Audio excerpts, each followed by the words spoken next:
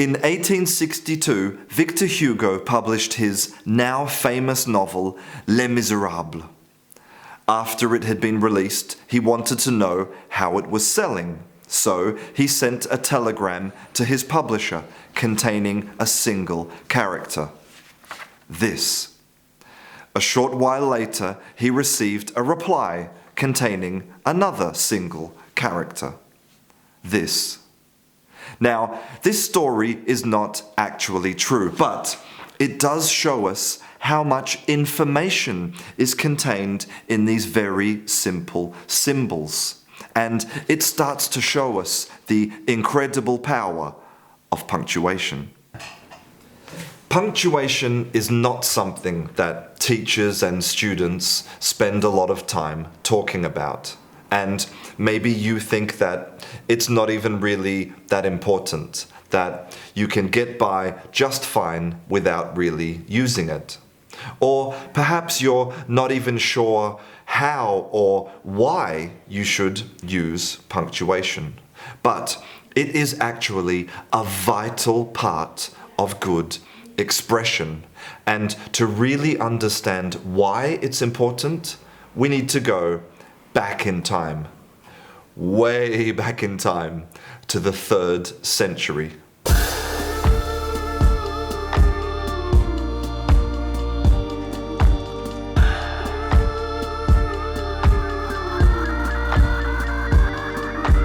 You see, there's a type of punctuation right in front of your eyes that you use hundreds, thousands, maybe millions of times per week, and you don't even realize it's punctuation.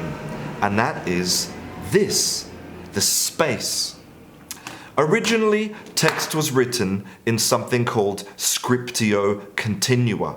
It looked like this.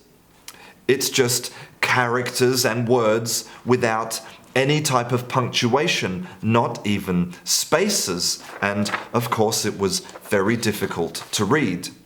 So as reading became more popular, people started to experiment with different types of punctuation. One experiment was this, called camel case, where the first letter of each word has a capital.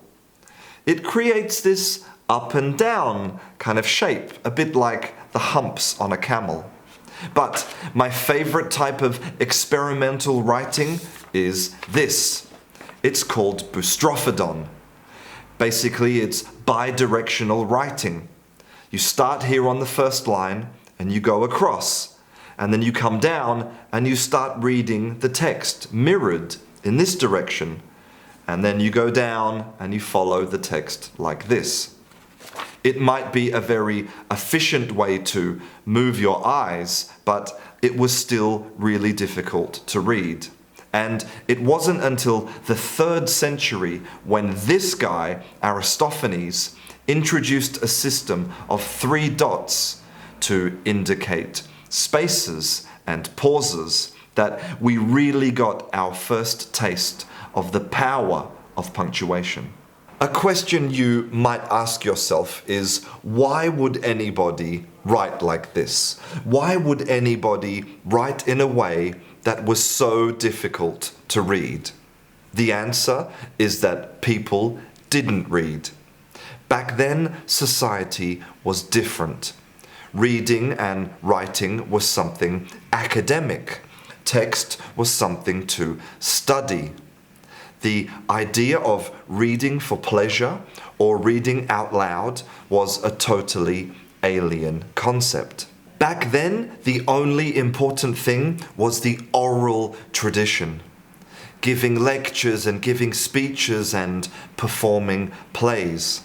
In fact, the whole idea that writing and reading are an important part of language is a relatively recent thing. And this starts to give you the first clue as to why now punctuation is so important. And that is the relationship between writing and reading. The best explanation that I've ever heard about punctuation is that it's exactly like these traffic lights. It tells your reader when to go, when to slow down and when to stop. It's a type of courtesy. It helps the reader to understand the voice in your head when they're reading.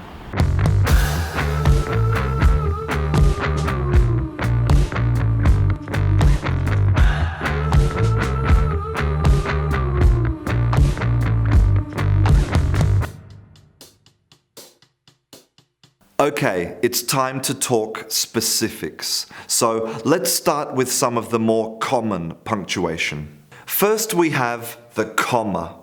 For some reason, the comma seems to be the piece of punctuation that has the most rules, that causes the most controversy. But just remember, with the comma, just like with all of this punctuation, there are no rules. There's just styles and recommendations and guidelines. The job of the comma is to tell you to pause, to take that little breath. There's a big difference between "let's eat grandma" and "let's eat grandma." Next we have the full stop. That's when we really want to take a big break, a big pause. It helps us to separate two distinct ideas. Next is the semicolon. It's a combination of the comma and the full stop. It means that we want to pause, but we don't want to completely separate the two ideas. Somehow they depend on each other. Then the colon. The colon shows that your two parts of the sentence are related. It's a bit like some type of glue. Quotation marks. These are used to indicate that you are repeating exactly what somebody said. They are also used for sarcasm. For example, "He is an expert at language." Brackets. I imagine these a bit like your two hands. They are used for giving additional information in secret, quietly. Do you see that man over there? The bald man. That's my friend Jose.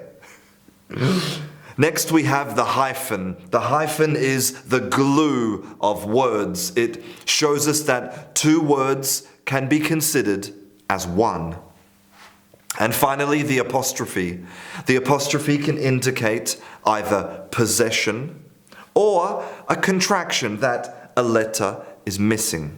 So that was some of the more common punctuation.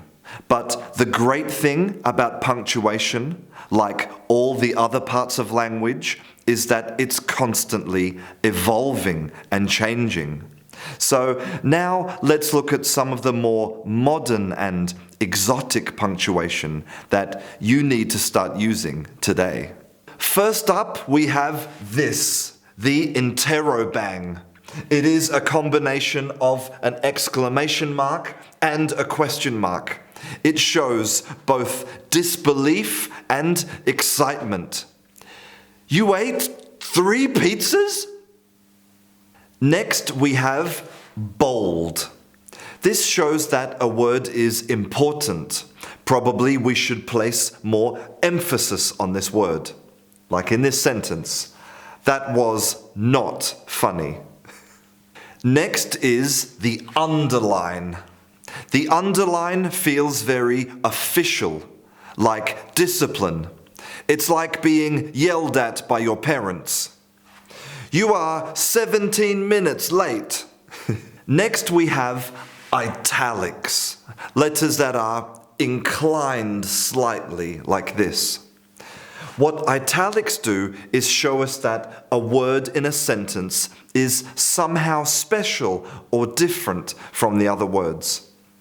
Here, it's showing that English is the name of the magazine. Italics can also indicate that a word is foreign or is being used in a special or unusual way. Next, we have the asterisk, which has been given new life by the internet. It has two main uses. The first one is to show that you are correcting a mistake. In this original message, the person said, "Sorry, I'm latte. I mean late." Its other use is to show that an action is being performed. The other person replies, "No problems," orders beer, and the asterisks show that the person is ordering beer. They are doing this action. Next we have the tilde. When you use tildes on either side of a word or phrase, it indicates some type of ironic humor. And of course, like all ironic humor, it can sometimes be ambiguous. When this person says, "She is my friend," it could mean that actually they are enemies, or it could mean the opposite, that they are lovers. The next one is ellipsis, those three little dots at the end of sentences. They indicate that something is missing. It could be a word or a whole sentence, maybe a whole paragraph. Now, it can be used in a literary way to indicate that you don't want to finish your sentence. You want the sentence to slowly trail off. But now in modern society, on social networks, if you use the three dots, it normally indicates frustration or annoyance. If I ask my wife, "So, what would you like to eat for dinner tonight?" and she says, "I don't mind, ... she's angry. The next one is this, a solidus, also called a slash or a stroke, lots of other things. This is used to indicate that two alternatives are connected. He is a teacher / YouTuber. It's very similar to using an and. And here's the really weird thing. When you're speaking, you can use slash to indicate a topic change. For example, "I'm really hungry / do you want to get pizza?" But I don't know if I recommend actually talking like that. It sounds weird. The final piece of punctuation is one that we stole from mathematics. Greater than. It means that this is better than this. Pizza is better than everything.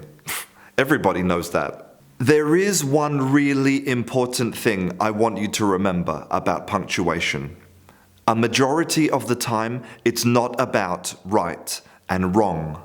It's about you helping the reader to understand your text. It's about giving them those traffic lights, telling them when to go, when to slow down, and when to stop. And also when to shout and cry and laugh. Well, I hope that you found this class interesting.